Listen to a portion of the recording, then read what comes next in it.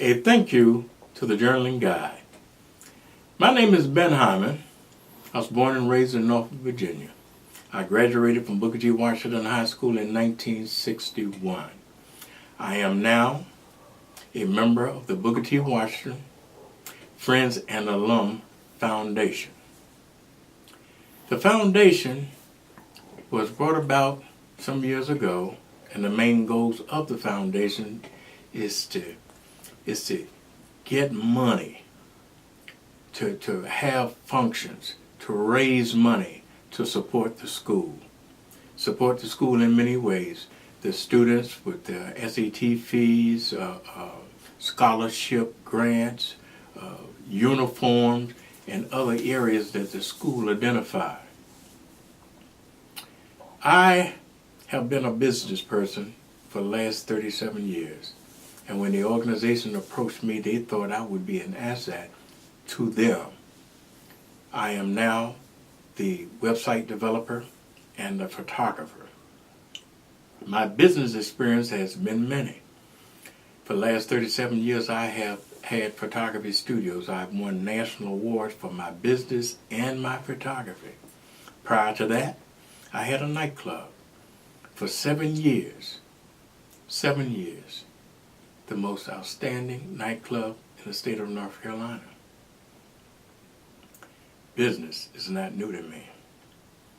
Now, people, when I say people, when I would have lectures or I would speak about business, I would speak before the minority business associations in different conferences and whatever, Small Business Administration. I spoke for Howard University, some of the high schools. The first thing they would ask me would be, how did you get started? What was your foundation? And my answer was always the same. I got started in my first business, and it was the Norfolk Journal and Guide. This is a pictorial, and I'm in the picture, so it's easy for me to explain some things. At the bottom, you'll see a little red wagon, radio flyer. Then you'll see a bicycle. There was a Western flyer, a Timex watch, newspaper, and a belt. My story begins. My family were business people. My mom and my dad had a grocery store on Wilson Road in Compostela. My dad also worked at the Naval Air Station, so they knew business. I wanted to get off that wagon because everybody in the neighborhood had bicycles, and my dad didn't want me to have one because he thought I wasn't responsible enough to have a bicycle. He thought that I'd go out there and get killed. So I'm a quick thinker. I said to my dad, I said, Dad, could I get a newspaper route? And he thought it was a good idea because that'll teach you to be responsible. I said, okay. Well, he set me down, not his exact words, but he set me down and he started talking to me about the responsibility of being in business. He said, the Journaling Guide is a business. And when you work for them, you're in business. So you got to represent the Journaling Guide, and you need to represent the family, the Hymans. You need to be on time. Never mess up folks' money. You need to be polite. You need to speak to them. You need to call their name. Say hello, Miss Clara. Hello, Mr. Johnson. Thank you, and mean it when you say it. Your business will grow. I listened. Well, my first day on the job, I had that newspaper bag, that Journaling Guide bag, and I had my newspaper. I was so proud, I couldn't wait. My first customer was Miss Clara. Miss Clara didn't have the exact change, and she gave me 50 cents. And I told her, Miss Clara, you my first customer, and I don't have any change. She said, it's all right, just bring me my change back.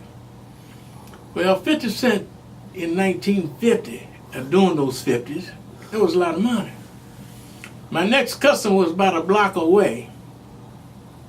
An hour later, I reached my next customer because it took me that long to spend that 50 cents. I bought stuff I didn't even want. I just spent it.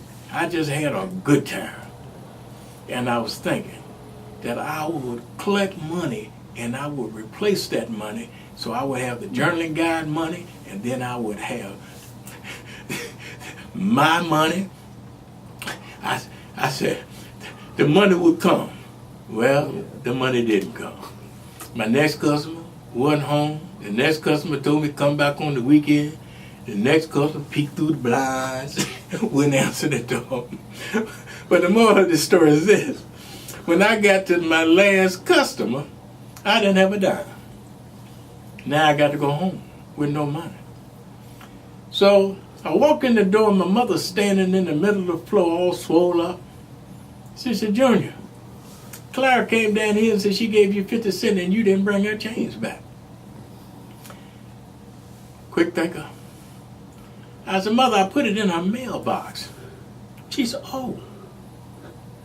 Well, I used to get a lot of whippings. Well, they weren't whipping, they was showing up beat down. I used to get a lot of beatings. Because I was always doing something. My mother from the country, you know, cornbread, fed, and country strong. And quick for a big lady. But whenever she decided she was going to whip me or do the beat down thing, she started singing a church song like, take him to the water. Take him to the water, well, to be.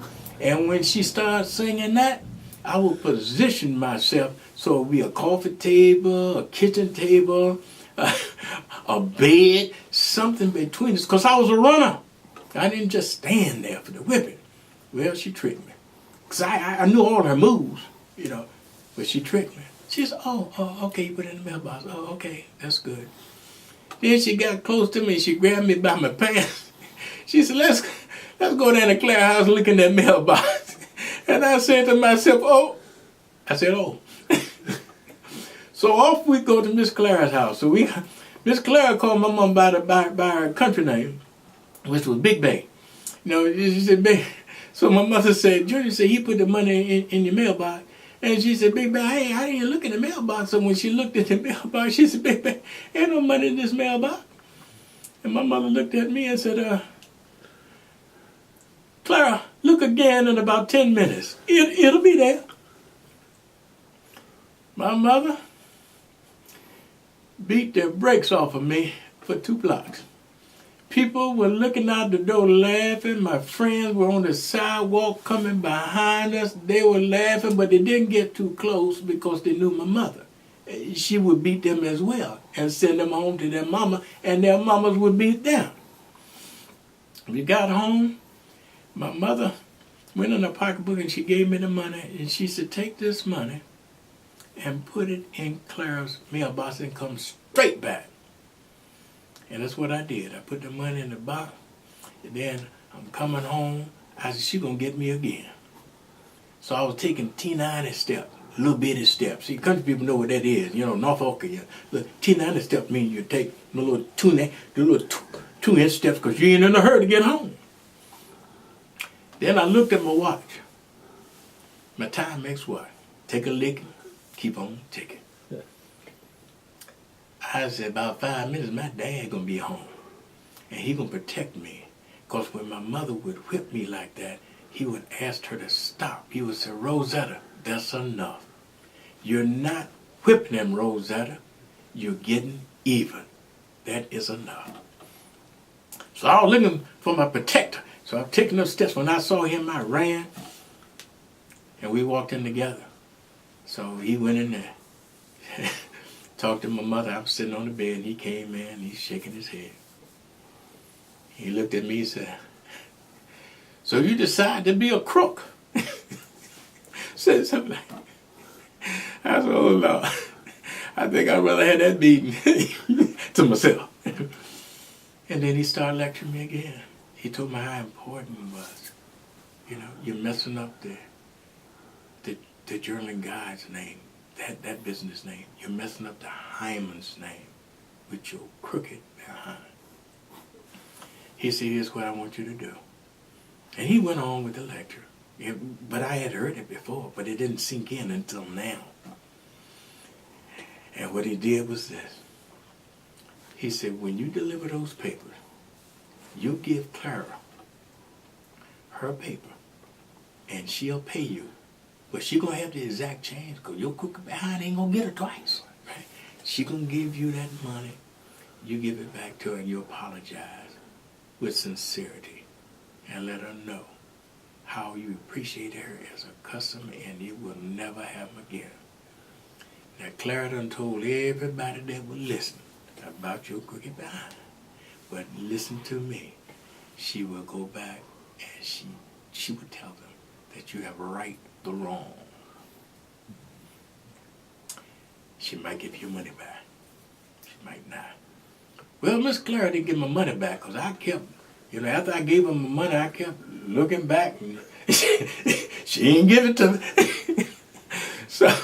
So the next week, when I got to Miss Clara's house, she asked me, was I busy? I said, well, I got customers. And she said, well, come on in the kitchen a minute. We went in the kitchen, and she had a big old slice of potato pie. I sat down to that table. She gave me a fork, and I started eating that pie. And Miss Clara went and got a fork for herself. And then she started eating off my slice of pie. Now, normally that wouldn't have bothered me, but Miss Clara had a